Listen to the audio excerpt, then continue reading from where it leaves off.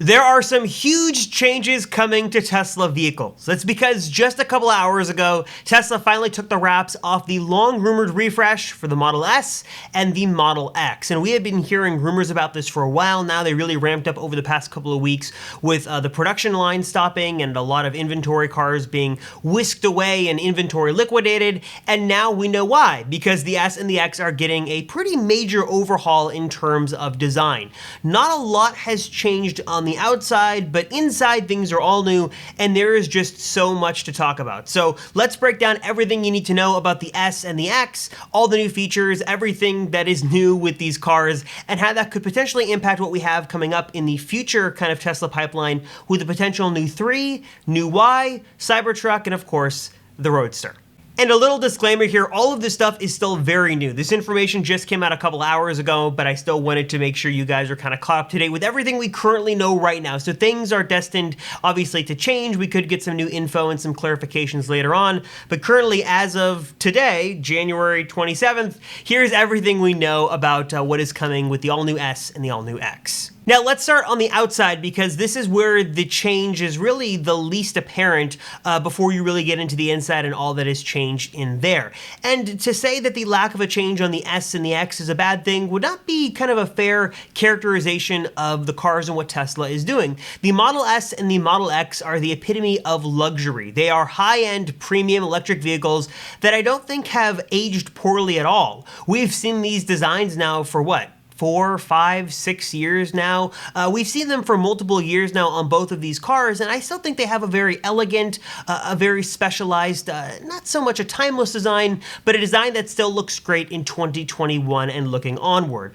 We did get some slight tweaks. Apparently the cars are a little bit wider. There have been some tweaks done for the air intake to hopefully cool down the battery a little bit, some efficiency stuff, some stuff like that. I'm not too well versed on the changes on the exterior, but there are some minor things that hopefully should get confirmed at a later date. But what we do know for sure is that the Chrome Delete option is now a standard from the factory, kind of following in line with the Model Y and then what now has happened with the Model 3. So it looks like Chrome Delete is now standard across the board with all Tesla vehicles, which is a super nice addition to see. I still wish that I could have gotten that with my Model 3. I still need to do one of those aftermarket DIY Chrome Delete kits. But anyways, Model 3, Model S, Model Y, Model X, Chrome Delete across the board is now standard.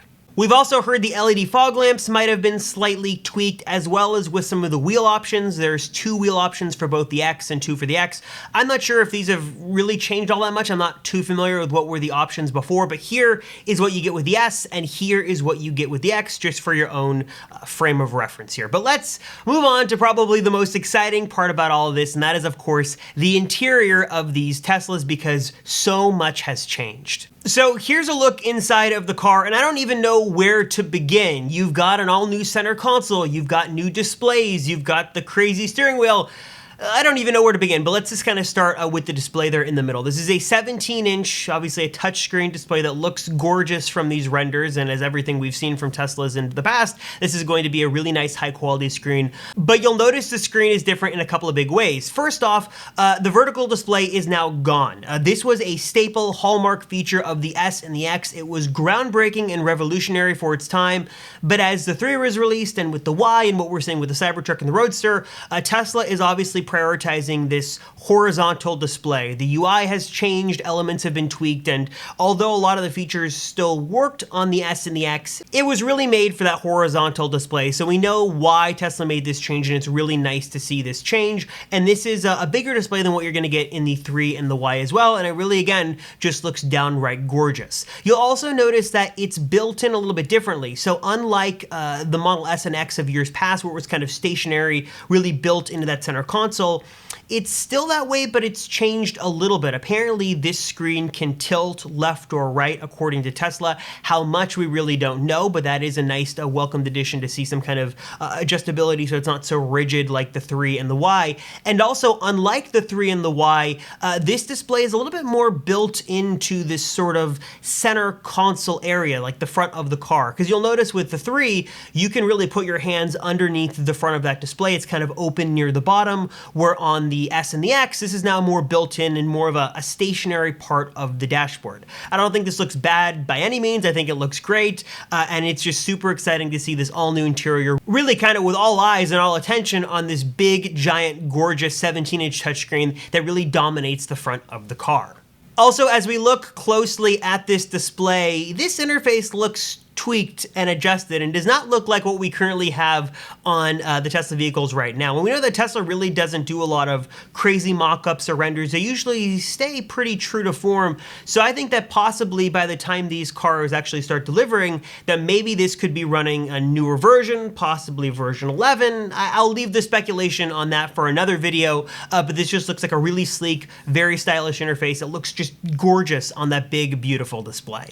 You'll notice to the left of that massive display is sort of the driver's instrument cluster display. It's 12.3 inches, so it seems like it's the same size as what we got in the past on previous models, though some say it's a little bit smaller. It's really hard to tell from these pictures, but the specs seem to indicate that it is the same size, and hopefully this screen is going to be better utilized by kind of the refreshed internals and the better software that's running on this car. I know there was some controversy, especially from Ben Solons, that there was some wasted space that owners were complaining about on the last version, but hopefully this is now much better utilized in the new Model S and X, and that is still there, a very premium feature and a big difference maker between the S and the X and the more lower class 3 and Y. In the middle there, you've got what looks to be a very similar redesigned center console to what we saw with the new 2021 Model 3, as well as built-in wireless charging in the front as well. There's a new kind of built-in wireless charger, so no need for an external third-party pad. It is there and good to go and all built in, which looks super slick. And something else you'll notice about that instrument cluster display is that it's now completely unobscured. That's because the top part of the steering wheel is gone, along with the stalks on the side as well.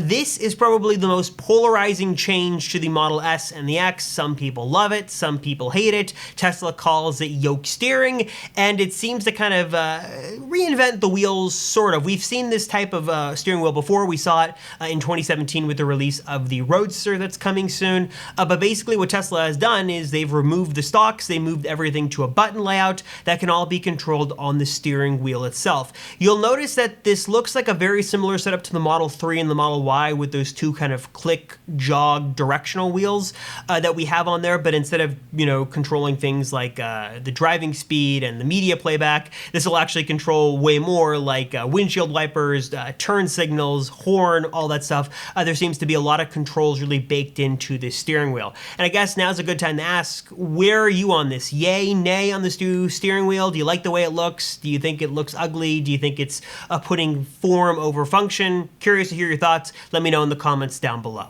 And in the back of the car is something totally new that I don't think anyone saw coming, and it's a third display in the S and the X. This is a rear passenger display.